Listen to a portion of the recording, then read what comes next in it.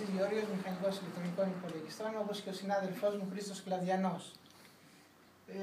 Εδώ μπορείτε να δείτε στα ενδότερα ότι φτιάχνουμε τον κώδικα για το UDrinkit, για τη διαδικτυακή εφαρμογή UDrinkit.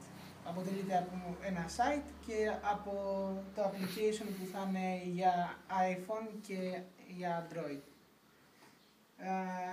Εδώ βλέπετε πώς δουλεύουμε. Ο Χρήστος φτιάχνει τα APIs, το business plan και έχει αναλάβει τα social media.